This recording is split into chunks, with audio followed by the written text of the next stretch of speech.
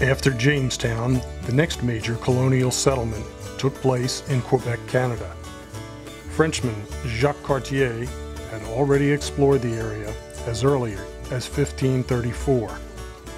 Samuel de Champlain, another Frenchman, had explored the region since 1604, but it was Quebec City that became the first permanent French settlement. The next big event in the New World was Henry Hudson, an Englishman, who was hired by the Dutch and sailed on board a Dutch ship. He came to areas that are now Delaware, New Jersey, and New York. He discovered the river, which now bears his name. This area was claimed by the Dutch, but there were no Dutch settlers at this point. The next notable settlement was at Plymouth Rock in 1620 with the ship Mayflower, and it was followed by the Massachusetts Bay Colony in the 1630s. It was at that time when the Dutch came back to settle the area, and that is the subject of our next ride.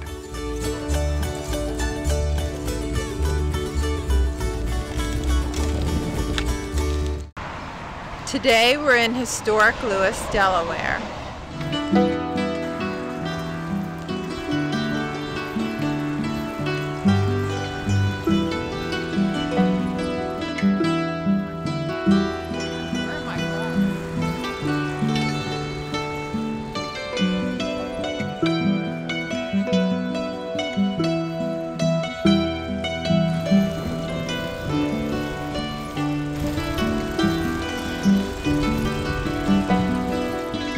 Although Dutch were moving in with the Swedes and the Finns, it was definitely the British who were expanding their colonies most quickly.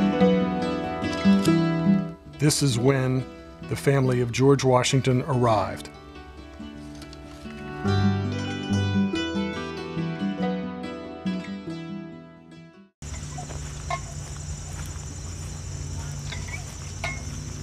I am from England. Yeah? Oh, Making just some. arrived last March. What are you making here? Looks Oh. like. Well, we're making do today. Got some hominy from those Yacomico and some beans that we grew, and well, we've got a bit of dried ham left, but and some onions, and we'll make do. We generally eat a bit better than this, but well, these Yacomico have been very friendly to us, been bringing us fish and turkey and corn and bring us the deer meat, the king's meal. It's been very nice. It might be difficult to imagine a time when there was no electricity, there were no engines, no motors, no batteries, and no cell phones. The other tough part to imagine is how people could cross 3,000 miles of open ocean in a wooden ship to come to the New World from Europe. Here at Bicycling Through History, we have spared no expense to provide the video showing exactly what those voyages must have been like. In addition to cycling and scuba diving for sunken treasure, we have also gone aboard historic sailing vessels. Mostly we have gone with pirates. There were pirates long before the time of Christopher Columbus, and there are still pirates operating somewhere in the world even today.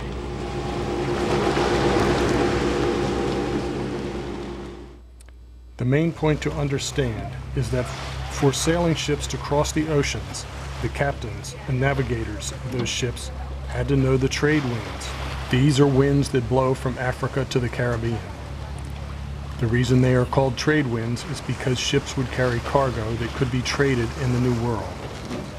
Ships brought people and products from Europe and Africa, and then they traded for other goods that could be taken back to Europe and sold for profit.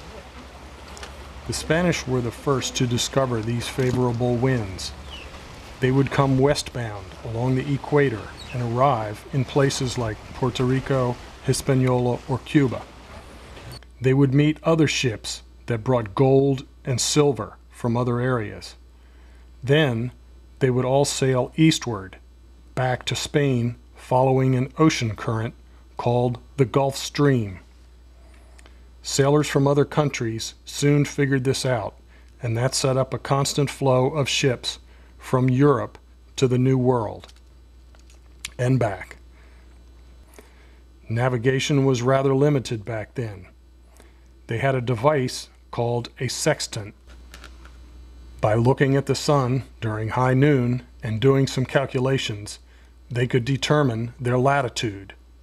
There was no way to accurately find the longitude, so the ships from different countries would have their own favorite ports in the Caribbean islands. Spanish would go to Puerto Rico, French would go to Martinique, and British would go to Barbados. From there, they would head north. The Dutch were known for building really strong ships. They were friendly with the other countries, and they would go wherever they wanted.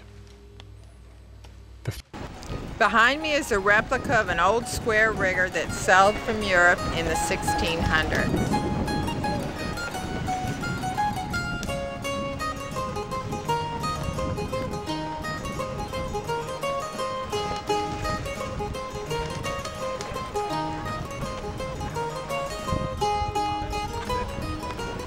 Going. We're going. Not bad.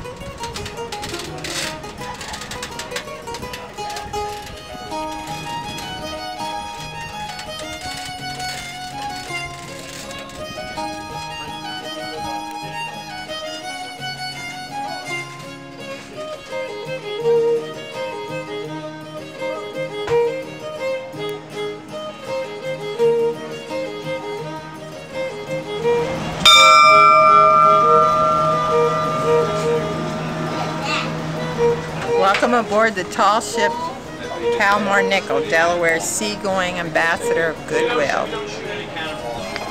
Yeah, it's kind of neat to see it.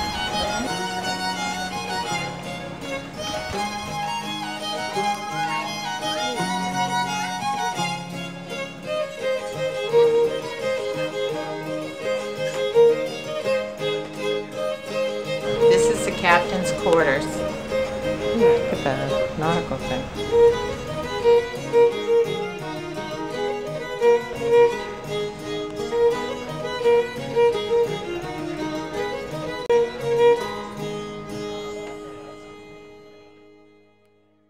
There was another way to reach the New World. This was going along the northern route.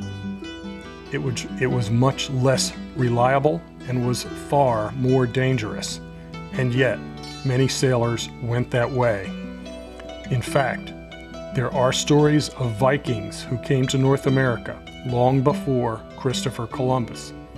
If they did make it, their colonies did not last. We actually visited Exeter, New Hampshire, which is the place where a fort was supposedly built. We never found it. The French also used this northern route to reach places which are now part of Canada. From there, French explorers followed waterways and even made the trip down the Mississippi River.